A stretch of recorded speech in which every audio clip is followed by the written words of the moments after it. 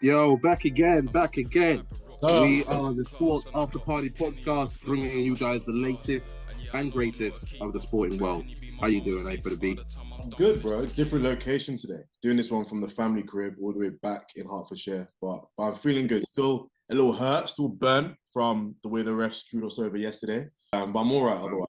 I'm all right. How you doing? Blaming the referee. That's interesting, bro. That's interesting. I'm very good. I'm very good.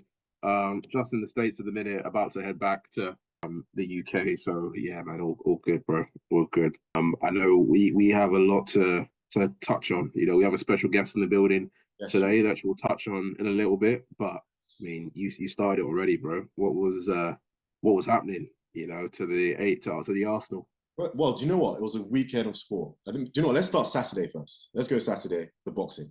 Because I was actually there. I was ringside, bro. I was ringside. Nice. What was that like? What was the atmosphere like? Mad. The last one I went to was AJ against Usage at Tottenham. So this one was extra special. Extra special. Atmosphere was loud, very, very loud. But bro, it was weird, man. Seeing AJ get hit in the first round and then get rocked, and the guy's next to me saying, "Oh, he's done. He's done." And I'm thinking, already? He's done already? Like, why do you think that? And as the fight continued, he struggled to get into it, bro. Like, it was tough to watch. Again, it's never good when you see a fellow Nigerian dancing around. Yeah, unfortunately, that was very disappointing. I didn't get to watch it live. I was watching it on my phone, but like on a dodgy stream, and then I managed to watch it properly yesterday, and it was everything that we said in our prediction. Actually, you know what? I want to say in the prediction, I think we got a few things right. I was like, I think that Dubois has a better gas tank. I said he throws more punches than AJ, and I said for AJ to win, he needs to be able to get through those early rounds and like keep Dubois at length and distance and like pepper him away from him. But he wasn't able to do that, and then Dubois was able to just detonate on him over and over and over again. So seeing that, as you said, not a nice thing. Not a nice thing to see with that regards to AJ. But you know, one thing that people have been saying about AJ for like the last couple of years is that he doesn't have a chin. He doesn't have heart. I think he proved that he has a lot of heart. Being able to get up after being knocked down. I think it was 4 to 5 times in that fight. And the fact that he was able to get back up, I think he made a lot of mistakes. He instead of moving to the side, he went straight back, and that's like the cardinal sin. Yeah, bro, that's the cardinal sin in boxing because you know if you move to the side, you're going to be able to dodge a straight punch, right? But if you are just stationary square on and then you move backwards, that's how he hit him with the initial overhand right, which hit him to the ground, and then he had his hands way too low. I don't know if you noticed, Dubois always kept his hands up in that high guard while AJ had it just below his chin, and his chin was way up in the air. But you don't so think, I don't know what happened, man. but do you not think a part of that is him getting rocked early in the first? I think there's nothing worse. But he was doing it. Yeah, I think he was doing it from the very beginning. Worse than when you go into something, you think you're going to feel it out. Same thing with football, passing it around. Again, we're going to take our time. We're going to get the spacing correct, and then all of a sudden, bang! It's like whoa. And I think, I think he just wasn't prepared. I think he wasn't anticipating him coming out so quickly. And like I said to you on the call, Bummer Brown, obviously one of the guys that's come on the podcast before, he was saying that this guy looks unbelievable in training at the moment. Like he's relentless. That's the word. I spoke to him after the fight as well. And what he said is, this guy is relentless. Again, just keeps coming and keeps coming. So that was an interesting one. What William mentioned. Yeah, as I said, like in boxing, you don't get to feel out rounds, especially in heavyweight boxing. You don't get to get your space and time, and you gotta be on your guard from minute one, especially in heavyweight boxing. So that's why I was like, you don't get to do that in heavyweight boxing. Yeah, facts. Let's quickly jump to the Arsenal game. Arsenal Man City. Frustrating. Again, I think the way they're penalising those, I guess, players tapping the ball away or kicking the ball away as time wasting and potentially giving yellow cards, red cards is ruining the game, man, for me. That's rubbish. No, bro, it's frustrating. So let's say we have a situation. Stop time wasting then. What? Stop kicking the ball away. Okay, so if we're going to say that, then that means they need to accept that. They need to run that with every single game. Because there's going to be a situation where the whole point of football isn't to have players sent off. Like the Premier League do not want that. So if that's the narrative they're setting up, and that's how they're going to do things, then fair enough. But then we need to come to terms with the fact that players are going to be getting sent off weekly for this. Yeah, yeah. I'm okay with it. I'm very okay with it. For me, what I find more exciting about this Arsenal City game is like the mini rivalry that's starting to form.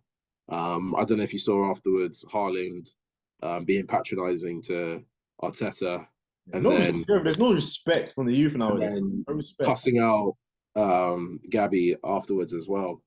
I'm like, firstly, that gone were the days where Arsenal players were tough and stood up for themselves. What happened, man? You guys are just letting Haaland do all that. Yeah, no, you're right, bro. No, you're right. And I think, listen, we're gonna get them back when they come to the Emirates, and I cannot wait for that to happen. All right, guys. So we have a special guest in the building. A for the beat. I'll give you the honors of doing the intros. Yes. So Jez J, we have a super eagle in the building, Mr. El Capitino, Nigeria's penalty taker extraordinaire, playing out of the Saudi League. Ladies and gentlemen, we've got William Troost-Ekong in the building. I'll take that as an introduction. Yeah, thanks for having me, guys. How's it out there in Saudi at the moment? To sum up in one word, hot. Try not to melt. But no, it's been good so far. Everything is like new experience, new culture. But yeah, it's been exciting. Football is definitely on the up here. We've got a lot of big names that are playing out here, so there's always some exciting teams or to play against, exciting players. But yeah, very different to what I was used to in Greece and then in England before that. So, obviously, touching on that, we've been talking for a couple months now. What was the journey like in terms of making the move to Saudi? Like, what is the process? Do you just run and get a phone call like, yo, it's happening? Like, what? Talk us through that. To be honest, there's a lot of work behind the scenes. So I've got my agent, David Moss, who I've been working with now for a few years. And we were together in Abidjan. So he came out to watch the tournament with my younger brother and some friends at the time. And as the tournament kind of progressed and things were going well, then we started seeing some news. Then I think Fabrizio Romano dropped like a bombshell, which obviously at the moment he seems to know everything. So all of a sudden was this Saudi tour going on. But yeah, I was in Greece playing for PAOK. I just signed there the summer before, so last summer. Happy there, settled with my family. Still had 2 years left on my contract at the end of the season just gone. And then it all kind of just went up in the air because of the AFCON tournament. And yeah, so I said I was interested in the move. So afterwards, I think followed by my agent going to Saudi, meeting a lot of people, and then you kind of have the conversation start from there, really. Okay, so maybe we take a step back to take us through the journey of getting to where you've gotten to now. Like, you're living the dream, bro. Like, you're living every 7-year-old, 8-year-old, like, becoming a professional footballer, having opportunities in different parts of the world. So maybe tell us the journey of you getting into academy, what it was like, and you now playing and enjoying your life in Saudi. Yeah, no, it's been a really long journey. I've got to be honest. I think, like you said, every kid grows up dreaming about being a football player, sports art, or maybe an artist or something creative, something that's in the limelight where you see when you grow up, and you fantasize about being there one day. And it was always my dream. I was quite a late starter. I didn't actually enter academy set up until I was 14, 15 when I had my first trial. That was at Fulham at the time. So I was going to a boarding school in Bishop Stortford in Hertfordshire, just outside of London. And my dad's dream was for me to go to school there, finish my GCSEs, A-levels, university. I think a familiar story for a lot of children with maybe an African heritage or maybe a second generation from where that would have not been very easy to achieve. So when I turned around and said I wanted to leave school at year 11 to sign a scholarship contract at Tottenham, that was a difficult time, so to speak. But yeah, I think my mum always backed me, so she was great. She kind of said to me, okay, if this is something that you really want to do, and of course, growing up, wanted to play football. I think she really understood that it was like a once-in-a-lifetime opportunity. So that was kind of the start of it. Then I did FIFA career modes, played in, I think, 7 or 8 different countries now. Just trying to learn my trade, become a first-team player, work my way up. Made it back to England when I was 25, 26. Played in the Premier League with Watford for a season. Before that, played in Serie A in Italy. And then afterwards, I followed to go back to Italy. Went to Greece, won the league there last year with PAOK, which was also something really special, and played European football, something I hadn't done before in my career. And then now I'm here in Saudi. So that's kind of a summary of 10, 12 years with a lot of ups and downs. But yeah, some amazing highlights and the moments that you do it for. And I think as you kind of go on, your ambition changes a bit. Of course, you want to be the best, but I never close my eyes and think about Ballon d'Or, that kind of stuff. I've got 3 young kids now, and you try and think about providing for your family and enjoying what you've done so far and making the most of a career, really. Yeah, absolutely, man. And just tell us a little bit, touch on that. You touched on that around, having 3 kids now. Has that changed your mentality? Instead of, I imagine as a younger footballer, it was just like everything was laser focused on football. Yeah. Now that you've got 3 kids, has that changed a little bit? Yeah, I think the biggest change is probably your ambition becomes less selfish. I think when you're a kid, you dream about being on the biggest stages, playing with the best players, doing the best that you can and your abilities. And then, when I became a father at 24, just after the 2018 World Cup in Russia, which was a highlight for me, something that I dreamt of as a kid. And then all of a sudden you start thinking about, okay, I've got a dependent now and someone who also going to have his dreams, and how can I make sure that I provide as a father for them to also have a good life, good opportunities, and then you kind of make choices a bit more based on the bigger picture instead of just maybe what the best thing is for you personally at the time, or the dreams that you try and chase. And then the second came, third came, so then more responsibilities just piled on, more bills, and you have to think about that stuff. And of course, the football career is only short, so I'm at 31 now.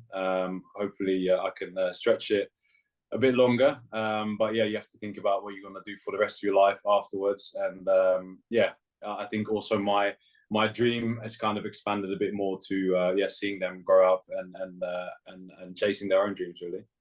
No, that's beautiful, man. All right, you've got many more years, but 31's life these days. Man. Go on, Afo, you about to say something? Yeah, so I was going to ask a question around your contract. So how long are you signed on in Saudi?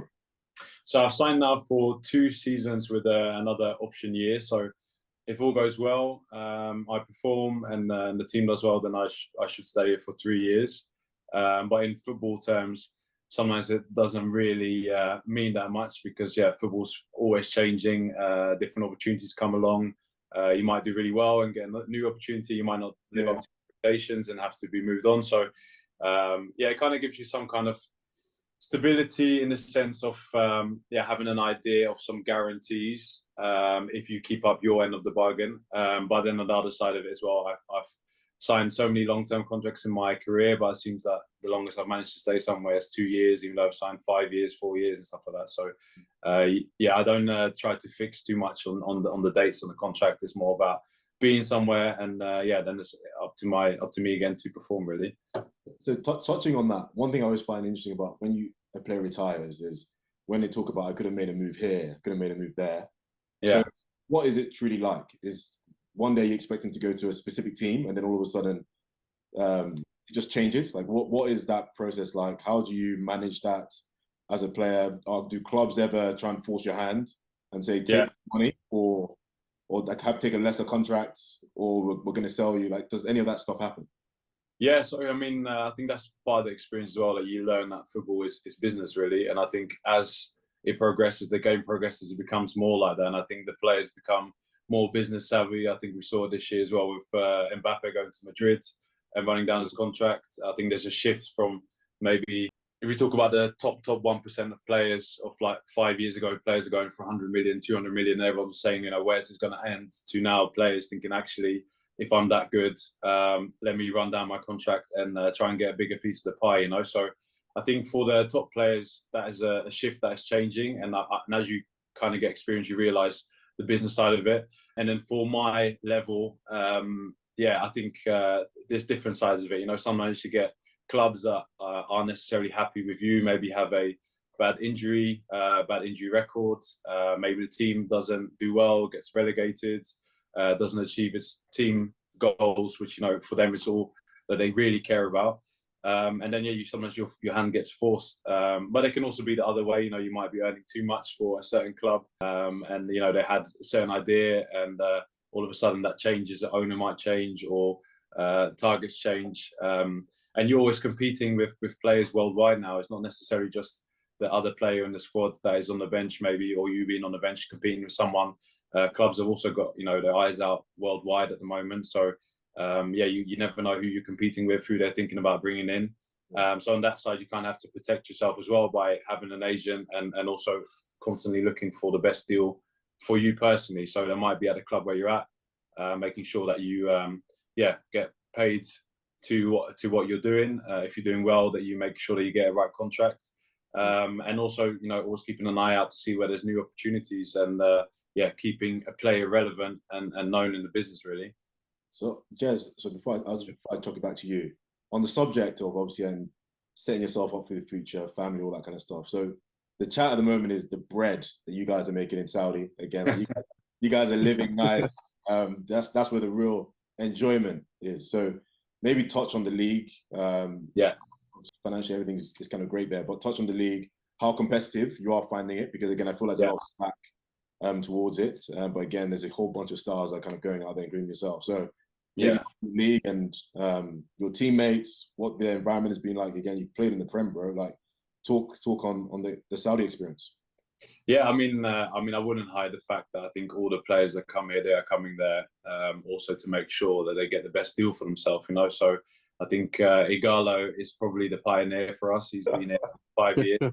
Proper Nigerian man. Yeah, Nigerian man. And I think it's like a you know, Nigerian or African mentality anyway. I see a lot of players making that step, and I think in Nigeria it's probably well received, because a lot of people understand where some of the guys are coming from. And you know, sometimes when you think about it from England, when Henderson went to Etifak, there were so many, you know, questions about it and stuff like that. But I always stuck with the point that if I was in the shoes, I would have done the same thing. And when I got the opportunity, I grabbed it with two hands. So I think from that sense, it's about making the most of a career. You know, players get forgotten very quickly.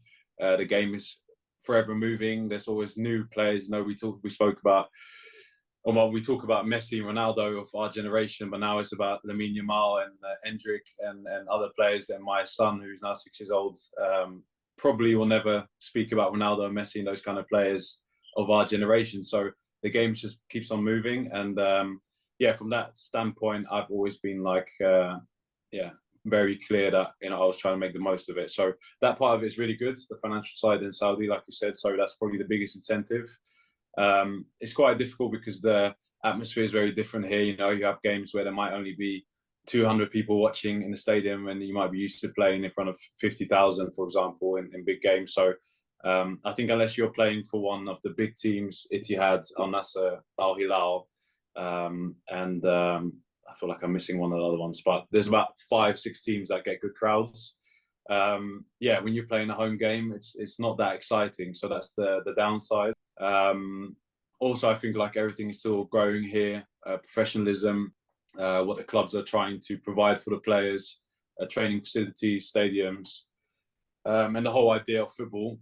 So that is all up and coming. I'll be lying if I'm saying that's the same standard as Europe, but it's definitely getting there.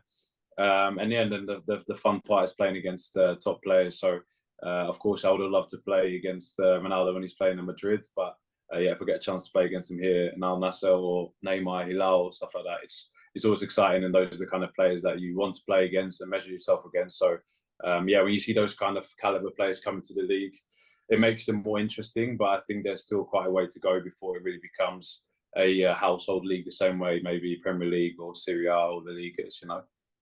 Yeah, you touched on those other leagues, and you've played in all of them. What have you gained from each league? Like, just tell us a little bit about how all those leagues differ, right? So from like the Dutch league to Syria and the Prem.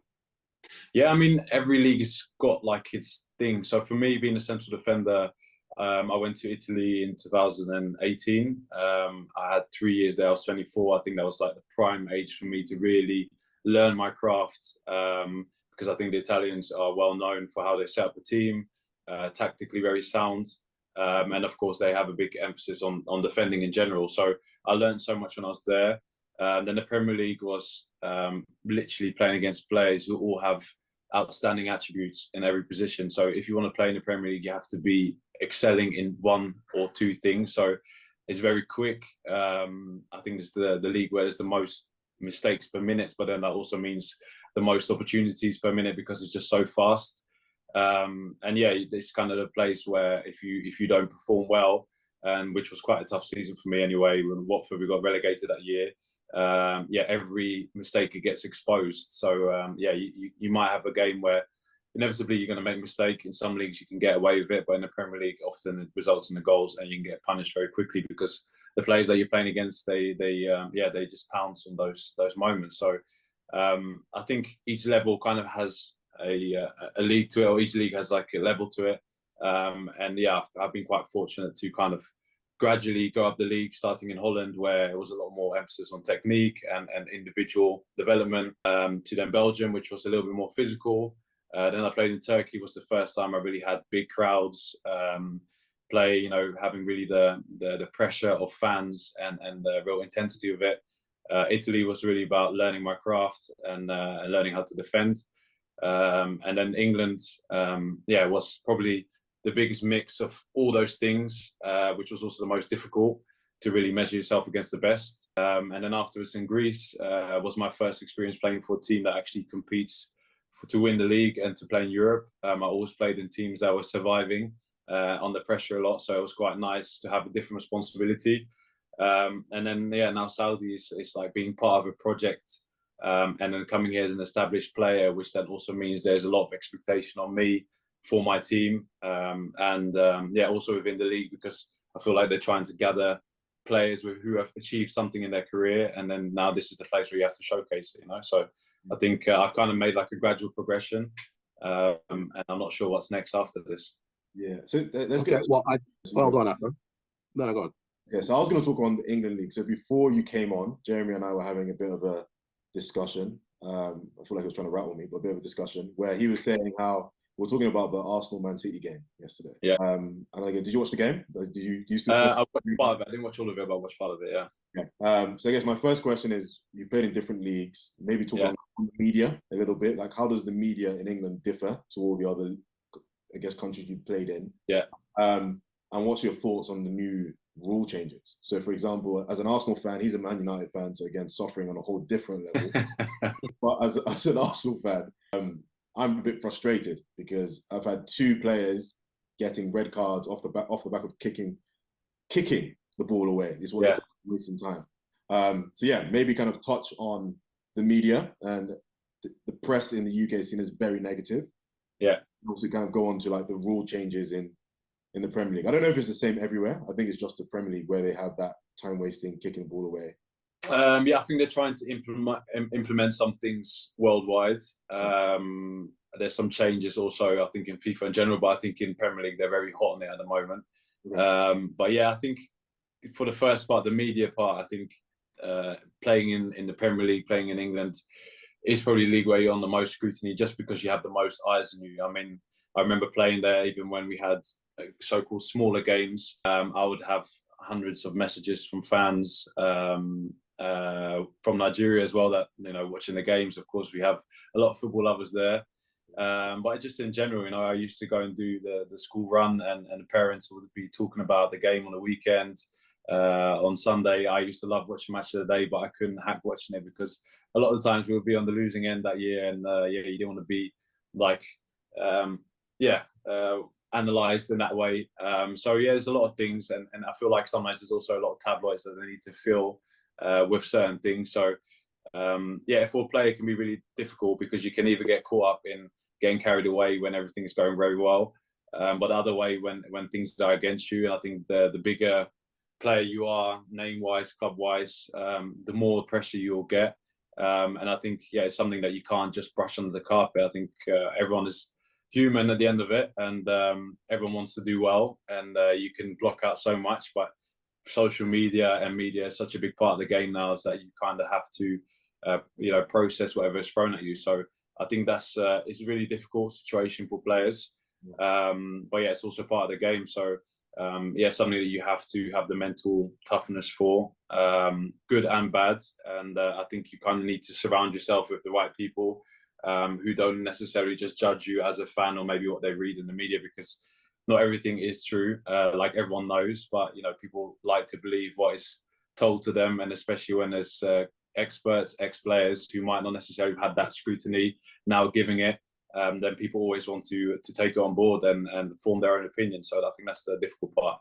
And then talking about the rules, I think it's quite harsh from what I saw with Arsenal as well, particularly.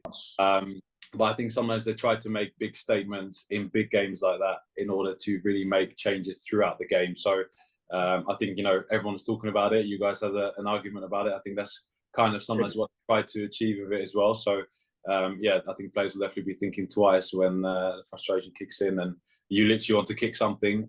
You probably try to just, swing or kick the grass or something, because otherwise you're going to get a yellow card for it. And for a game of that magnitude, when you get a player sent off, it changes the game completely.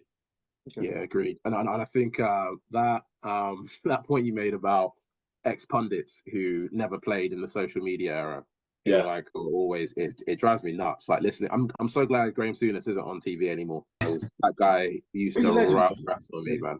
But he played football in black and white time, so yeah. I mean, that's the thing, because a lot of those guys would have been our heroes growing up. But they would have, if they didn't turn over the newspaper after the weekend, they wouldn't necessarily be confronted with it. So it's easier for them to kind of get past certain things. And it's also, the game has kind of shifted to it being more on younger players' shoulders. I think if you see most of the top squads now, you have players that are under 25. Everyone's trying to get the next big talent. And when you are early 20s, you might not necessarily be mentally completely developed. Some of the kids, come from different backgrounds, have a lot of things on their shoulders. Some of them haven't even finished school. Some of them come straight from the most ghetto places around the world. And now all of a sudden you have to deal with all that kind of stuff, which you might not necessarily be ready for. So it's a lot to ask from those players. And I'm not, asking people to feel sorry for them, because it's part of the job. But I think you also have to cut them some slack and understand. I think a lot of players have come out, as I was saying, the mental health part of the game sometimes gets forgotten about, and people kind of want to wipe that away because they're arguing this, you get paid a lot of money for it. But, it's easy to say that. And then when you're in those players' shoes, they might not necessarily be checking their bank account every day to make them feel any better, or that might be irrelevant to them, because your whole world is about performing and wanting to be the best, right? So that's only so much damage control you can get from saying, okay, you might be set for life, but if you're having a miserable time, then what does that really mean? So on the topic of media, so the chat recently, obviously Rodri has just been announced that he's done his ACL. Yeah. There's been a lot of chat in the media about if players are playing too many games. Again, this is a conversation we had recently. But what's your thoughts on all of that? Do you think it's something that needs to be looked at, or again, people are arguing they get paid a lot of money, like just get on playing the game? So I mean, I can't really talk from experience because I don't play 60, 70 games a season, but I do know that it's very intense. And when you spend times in the hotel like I am now, away from your family, always on the go, and like I said, you get, you have this pressure of performing every 2 or 3 days and getting yourself ready for it. It's not easy at all. So, and I think, if there's more than one player who's saying that, who are all performing on that level consistently, I think it needs to be taken into account, because at the end of the day, they are the stars of the show. But that kind of comes back to the point I made earlier about football being business, so it's all about the TV rights, what people want to see, who's paying for those players. So there's like part of understanding from a fan perspective, because I would also love to watch more Champions League games, more international tournaments, all that kind of stuff. But yeah, from a player perspective, it takes me a good 2 days to just make me feel normal again after I played a game, because it's just the intensity mentally as well as the physical performance, which you're talking about 2 hours, but the whole build up to it and pushing yourself to the limit.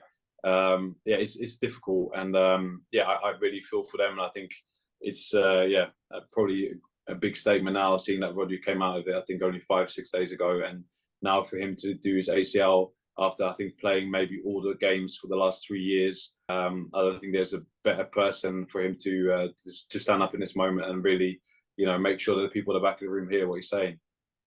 Yeah. I also wonder whether like coaches can like better manage like squads as well, because I remember when Ole Gunnar Solskjaer was in charge of United, he was playing Rashford every single game, like, and it was obvious that he was getting run down into the ground, and I think that's kind of one of the reasons that we've seen Rashford's decline a little bit, is because of that season and how he got injured afterwards, and I don't think he's really been the same since.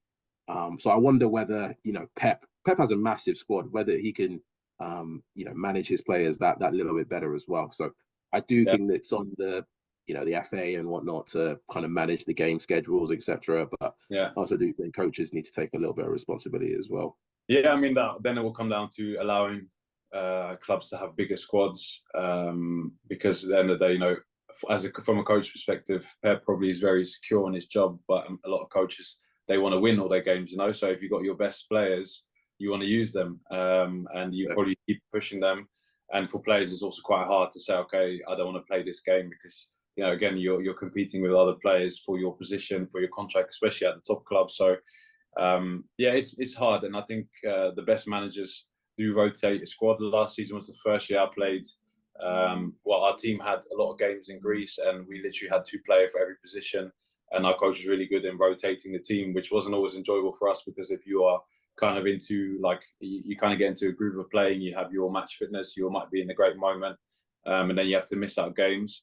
But I think that's the only way you can really do it, if you have big enough squads. So, the same way people are hammering Chelsea now for signing 100 players, they probably have the best squad at the moment to compete on all level for the next years. And I think there's also been some scientific studies actually looking into young players, which are now starting at 15, 16, breaking into the first team, like Yamal, for example, is prime example, or Pedri, at Barcelona before, who in his breakthrough season played a lot of games. And then afterwards, you see that they get hampered with injuries, because it just shows that it physically is impossible to do that for such a long period of time. Yeah, that makes sense. And I want to take it back a little bit. We've touched on the club scene, but I want to touch on the international career. As Afo mentioned, you're our captain, and for the national team, you have all our uncles and aunts always jumping up the screen watching you guys. But you had to make that decision quite early on in your career, whether you were going to go down the Dutch route, which is obviously a very established national team, won trophies at the highest levels, always competing, later on in international tournaments, or Nigeria, which probably doesn't have the same prestige as on the international stage for as the Netherlands does, but you decided to play for Nigeria. Talk us through that decision-making process. I mean, I had the decision quite early in my career. So I was 20 at the time. I just finished my breakthrough season in Holland. First year of playing, I think probably 30 plus Eredivisie, which is the highest league in Holland, games. And all of a sudden, I got a phone call from Stephen Keshi, who was the coach at the time, ex-captain, ex-player. So I was quite blown away that he called me. So I think just at the start of the season, I had played for the Dutch under-20 squad. I'd played for the under-19 squad. But there was no real perspective yet about for the first team. So when I had that call, it wasn't necessarily maybe in the same boat as, if you talk about Olise from Bayern Munich, for example, when he chose to play for France, and he could have gone play for Nigeria, for Algeria, for England. He had all those options there on the table for him. This was the only tangible option that I had. So it was, for me, the choice was between trying to progress and later in my career maybe have a chance of playing for the Netherlands, or have a chance now to play for the Super Eagles, who were kind of going through transition stage where a lot of the defenders at the time were a little bit older, so I knew that they wanted to make some changes there, and taking that opportunity, which then also in turn would give me more perspective for my club as well. So I kind of made that decision thinking about all those things. And I said yes very quickly, because I thought if I can have a chance to become an international at 20, 21 years old, I'll probably have a good chance of making a career after if I do well. So that was kind of the decision that I had to make. And like I said, it's maybe not the same as maybe Victor Moses or Alex Iwobi, players that were more established already and would have had the choice of playing for England at the same time.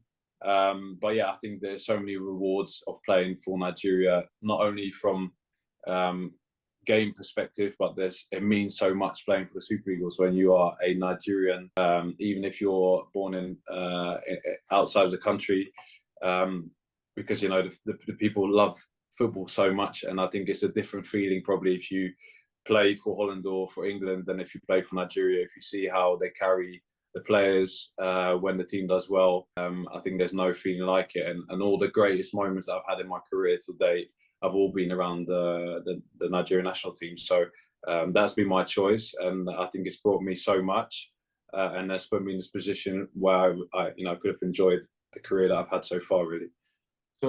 So off the back of that, again, and obviously I mentioned this to you earlier, but what John Obi Mikel said. Yeah. Players later on in their careers choosing, do you know what, I'm now going to play for Nigeria. So do you think that is harsh of him to say, or do you being captain, again, obviously you want the best Nigeria. I'm sure you wish Bukayo Saka chose Nigeria over England.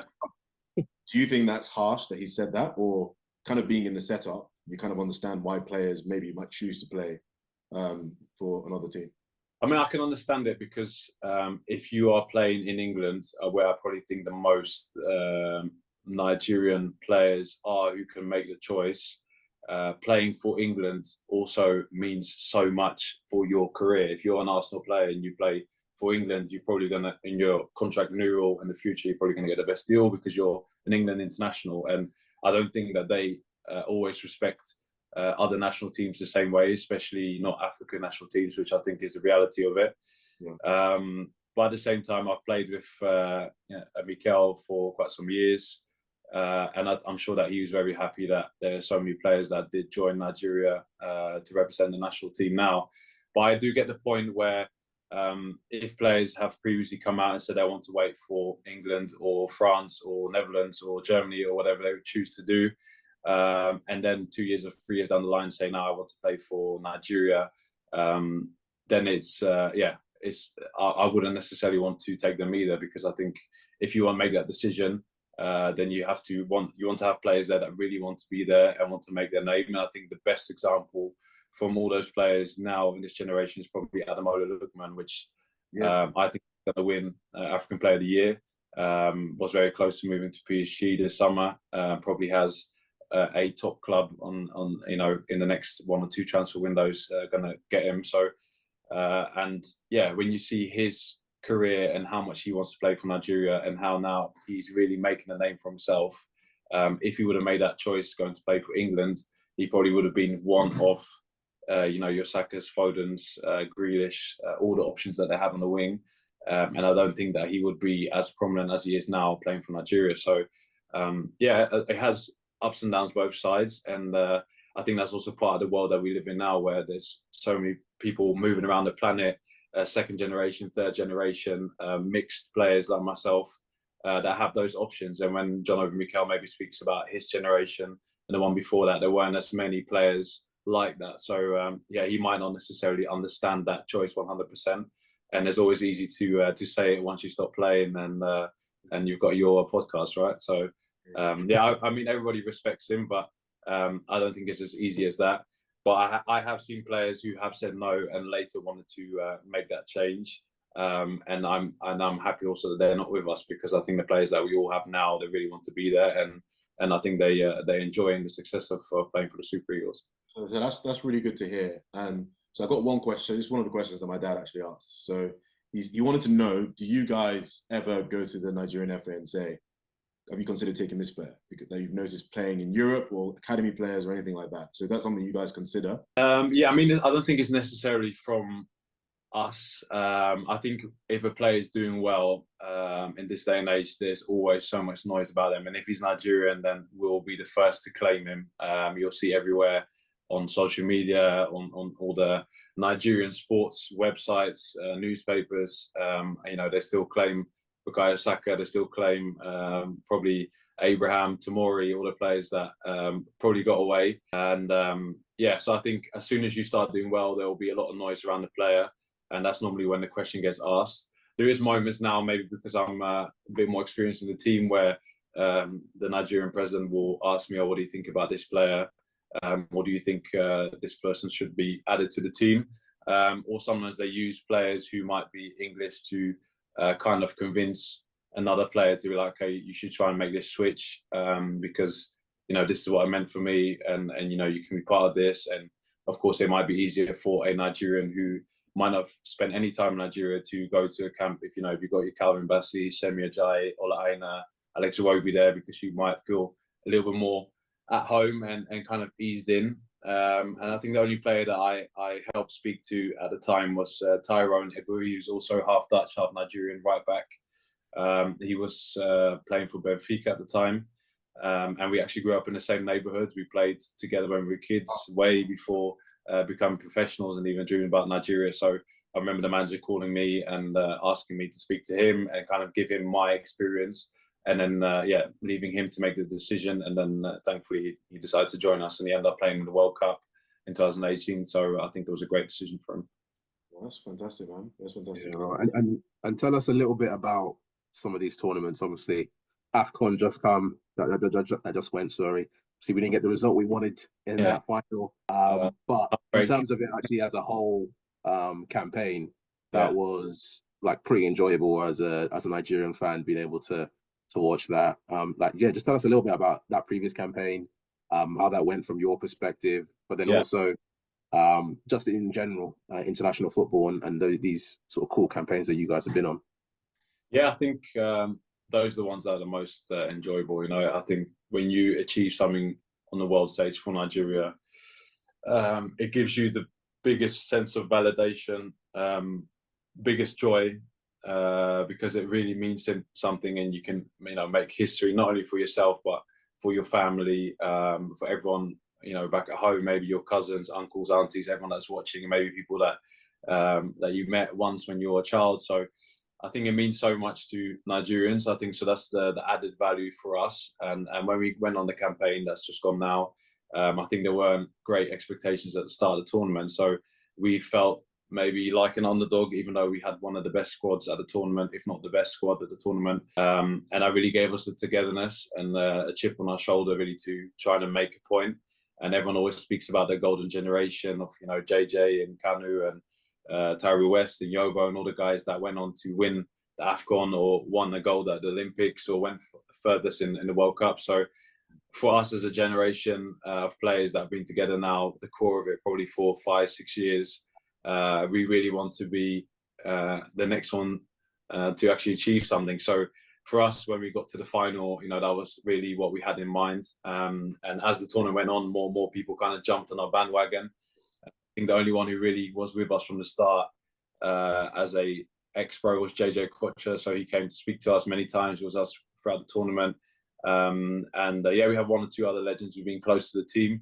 And they really, keep emphasizing what that means to them. They said, even on this day and age, whenever they land at the airport, they'll get, fast track past the passport. They don't even have to show it. They go somewhere they can eat for free. They always get preferential treatment. Their families get looked after as soon as they say that they're a Kocha or, they know JJ. So, the only ones that are part of our squad who actually experienced that, Ahmed Musa, of course, who's got the most caps for Nigeria. And was our captain up till recent, and Kenneth Omeru, who's also won the AFCON in 2013, I think it last was. So those guys, until this day, have that experience and status in Nigeria that will also carry them after their career. And I think all of us crave to make history. So to get so close, but yet so far was really difficult. But I think all of us now know how to get to a final of a tournament. And hopefully by the next one in Morocco, we can go all the way. So touching on the AFCON, so something I loved about it was the banter that was kind of flying around, especially when we beat, I think, South Africa in the semi-finals. And it's funny because I think you think of what happened with AJ losing this weekend, and off the back of it, you have all these tweets flying around, kind of like slumps and finals. Like on one side, it's like, oh, why are you guys clowning him? Like it's fighting, like this, not maybe it's time to do it. And at South Africa's expense, when we beat them, and obviously we're claiming that, yo, I'm a piano, I'm a piano, and like we're literally like the guys, and I guess it's hilarious on social media. So yeah.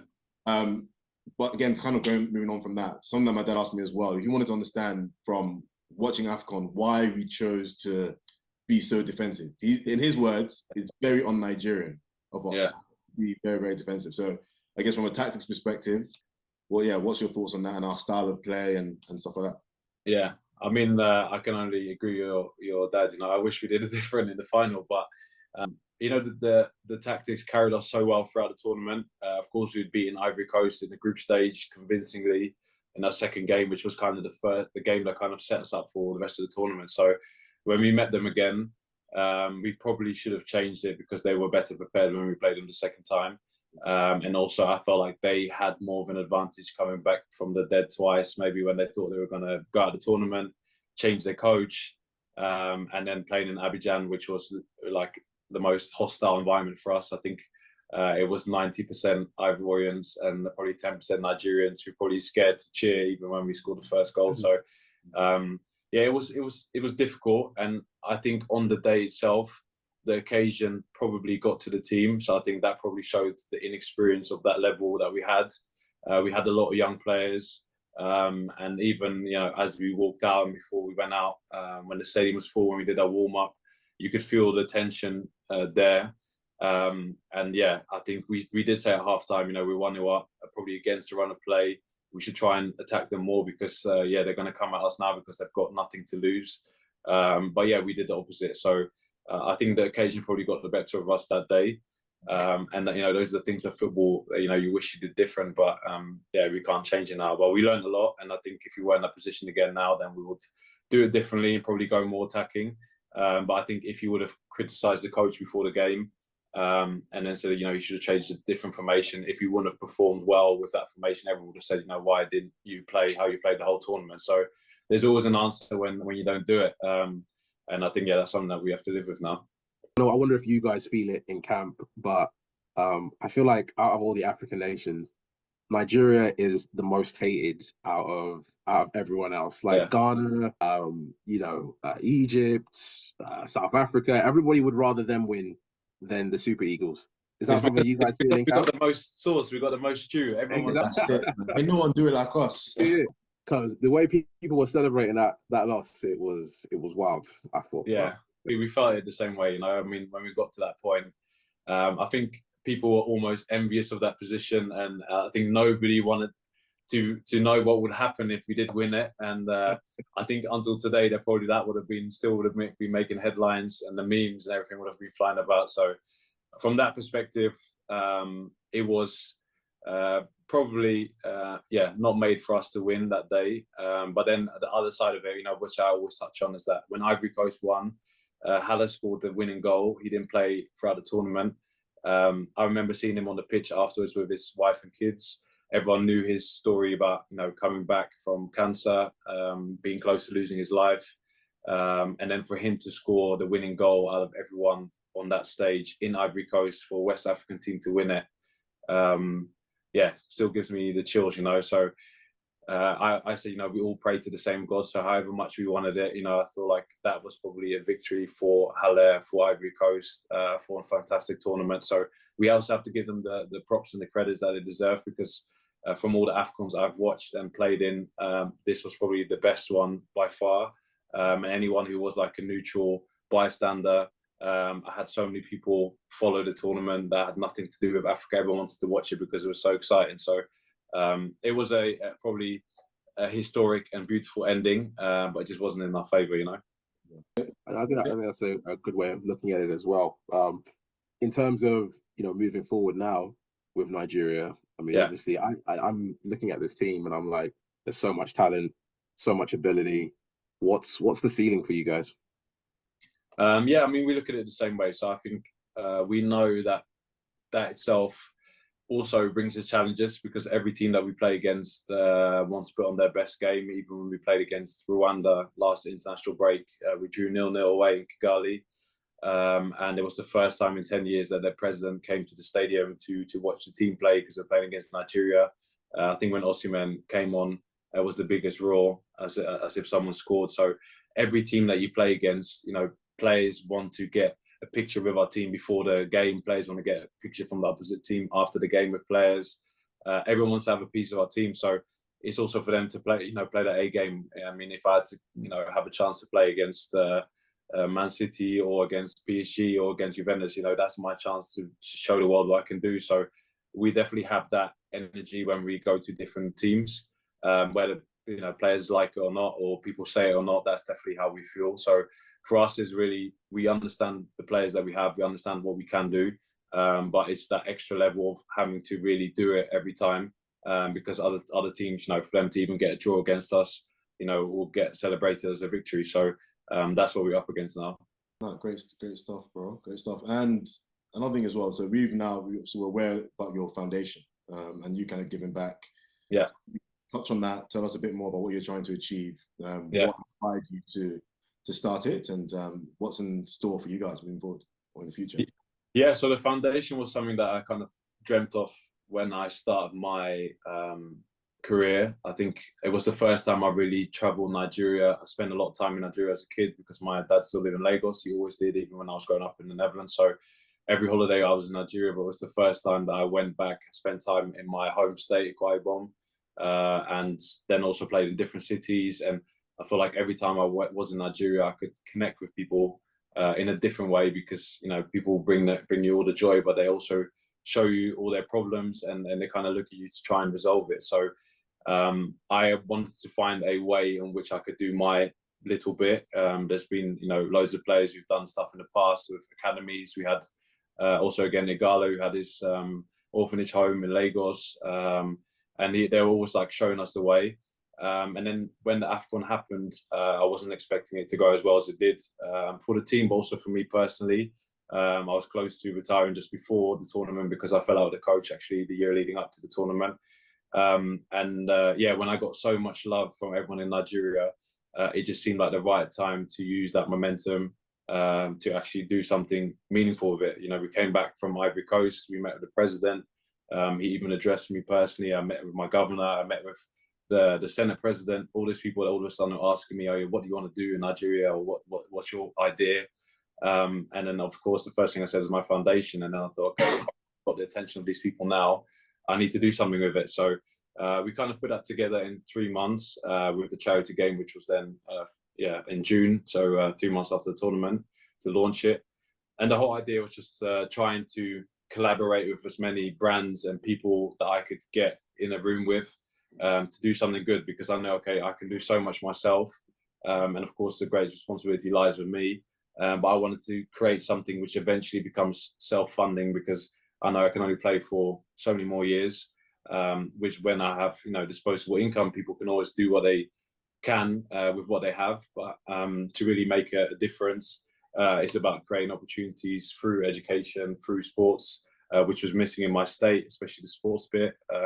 So I wanted to use my name and what I'd done so far to do something good. So that's how the foundation started. And yeah, there's been so much good press, great reception from the people back home as well. So now it's actually gotten to a stage where we've actually can expand. I think we wanted to make a direct impact by helping schools, orphanages that are already there, because there's so many great initiatives that are already in Nigeria. But then, yeah, the long-term plan is to have our own school and have our own football academy. But that's still in the next 1 to 2 years, I reckon. That's amazing. That's amazing. And congratulations on all you've done so far. Thank you.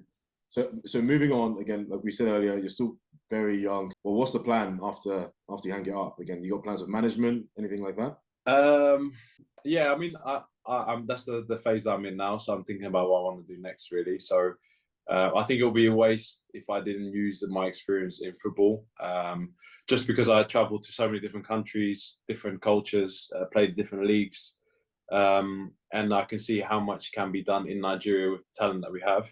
But at the same time, it's also very competitive. I don't know if I want to become a manager, simply because I've spent so much time traveling. Also, I want to spend some quiet time with my family at home, being in one place, and doing the simple and normal things in life, taking my kids to school, and just being there with them.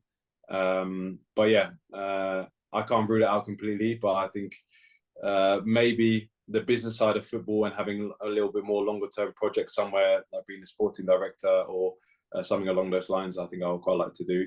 But yeah, being a manager and then maybe getting fired after 3 months and moving all over the place, not something that I want to do right now. No, Yeah, and you're one of the few footballers that has a you've got a degree from business administration, right, from Middlesex. Yeah. I guess that's I know for a fact that's linked to your Nigerian heritage and parents as well, your dad wanting to make sure that you had a degree as well. Can you just touch on that quickly? Because I feel like so many players, like I've got 2 cousins now who are coming up for Arsenal and Hull FC, and in their minds, going to university isn't even a thought. Yeah. So how did you manage to balance both of that? I think that was like part of my bargaining tool at the time when I signed at Spurs when I was 16. So I said to my mum, okay, I'm going to carry on with my business studies. And then, for me, it was always plan B, to continue at university or to educate myself further, because I was doing well in school before I left. And it would have been a shame, but I didn't enjoy it. It wasn't something that I really wanted to do because, of course, my passion, my love was for football. And I just realized, as you kind of get older and, you have a set time when you're working, of course, you have time to rest. You can also spend a lot of time on your PlayStation or Netflix. But I feel like I've almost watched everything on Netflix now. So I kind of wanted to use my time for other things. But yeah, it's not an easy thing to do. And when you are young and you only have one objective in your mind is to make it and become a pro, it feels like a distraction when you have to do something else. But there's so many players that have done or studied besides playing. It's just whether or not you want to make the time for it. But I think it gives you a lot more benefits, and in the end, it also kind of takes the pressure off because you don't really have the do or die thing. And if you don't make it as a player, then at least you have something else to fall back on. And yeah, it sounds very classic Nigerian mentality and what your parents want for you. But I think you kind of have to take that on board as well, because they've been there and they're probably 20, 30, 40 years ahead of you. So there's life after football, which you don't necessarily want to confront yourself with. And whether that is at the end of a career or that is, a career cut early because you don't make it for one reason or another, at least you have something to fall back on. So yeah, I'll definitely encourage your cousins to do something. But at least, that kind of takes, like I said, the pressure off. And when things aren't going as well, you don't feel like your whole world is just crumbling and falling apart, So I know Afo has some quick fire questions for you, bro. So yeah, I don't know if Afo wants to jump straight into that now. Yeah. Okay. Cool. So first one, who'd you have down as the greatest Nigerian footballer of all time? You can say yourself as well if you want. No. Greatest of all time. I'll probably say JJ Okocha. I think if you talk about players, or maybe Yakini, I think there's some great legends. And if I were to be more personal for me as a defender, I'll probably say Stephen Keshi, just for being captain, winning the AFCON, and winning the AFCON as a manager as well. I think he's done it all. So that's someone that I look up to, and I think I have that special connection because he gave me my debut. Beautiful. So staying on the theme of AFCON, who is the greatest African footballer of all time? Who do you have down? Probably have to be George Weah. I think if you win a Ballon d'Or, then he's the only one who's done that. So I think he will have to be the best player of all time, and also seeing the team that he played for and what he means now for Libya and now being the president of the country. I think he's done it all. Yeah, good answer. Good answer. Favorite city you've played in? In the world or in Africa? You can do both. Let's do both.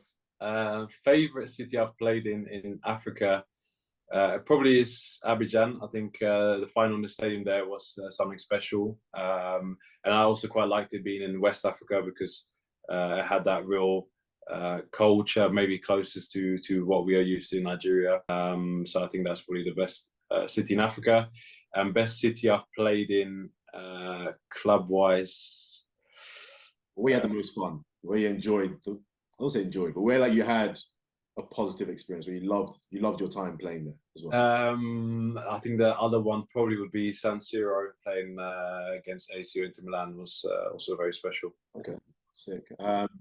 Okay, so let's say you're doing a dinner now. Again, you're doing jollof, pounded yam. I don't know. I've got to cook it myself. Yeah. Do you know what? Yeah, you're cooking it yourself. You can order in. You can order in. My guests will be in trouble. Which So let's say you can invite 4 guests, again, within the sports world, dead or alive. Yeah. Which 4 people would you invite to your dinner? 4 guests. I'll probably choose 4 people that I've never met. Muhammad Ali, that'll be one. I think he will bring great conversation. I'm trying to think who else I'd invite. I'll probably say Schumacher. Also, I would love to know more about him. So you're an F1 fan as well? Yeah, Drive to Survive got me into it. Cool. Trying to think who else. Another 2, Michael Jordan, and last one.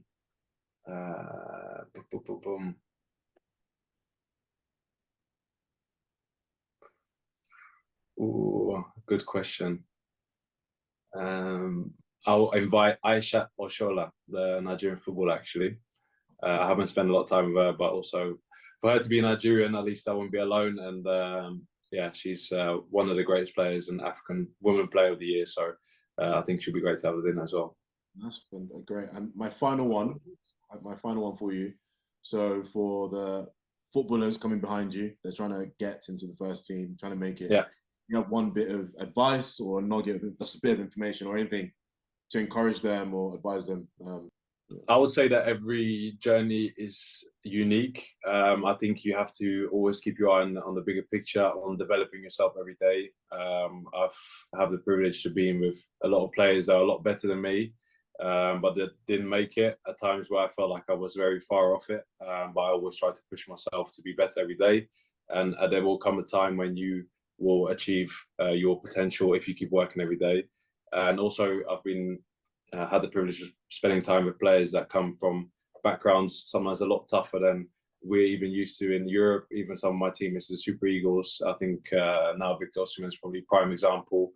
Maybe 6 or 7 years ago, he was selling water in traffic in Lagos, and now he's the best player in Africa and one of the best players in the world. So, never give up when times are tough as well. And if you're willing to keep working and doing everything to achieve your dreams, then anything's possible. That would be my advice. So do you know what? You mentioned something that I've got just one more. Yeah. So who would you say is the best player you've played with? Best player at the club I've played with is Rodrigo de Paul. I played with him at Udinese. Now he's Messi's bodyguard at Argentina. World Cup winner. So I think I was there when he got his first call up for Argentina, and for him to go on to excel and be among the 11 best players to win the World Cup is amazing. Best player in Nigeria that played the Super Eagles probably is John Obi Mikel. I think sometimes people forget how much flair and technique and what he can do, but he always played as a number 10 for us. My first experience with him was in the 2016 Olympics in Brazil, and afterwards, he was a great captain, leader, and one of the most gifted footballers that I played with in Nigeria. Nice one, man. Will, thank you so much for jumping on the pod, bro. It's been a lot of fun getting to speak to our captain. We're fully behind you guys, man. Can't wait until the next one. Bro, good luck out there in Saudi, man. Make sure you're wearing your sunscreen. I hear it's proper hot out there, man. Yeah. It's baking, man. No, thanks so much. So thanks for having me on. I appreciate it. Good. I'm a different type of rock star. I got class and I got Henny overflowing up my shot glass. And yeah, I know I'm not a keeper, but can you be my mama seater by the time I'm done with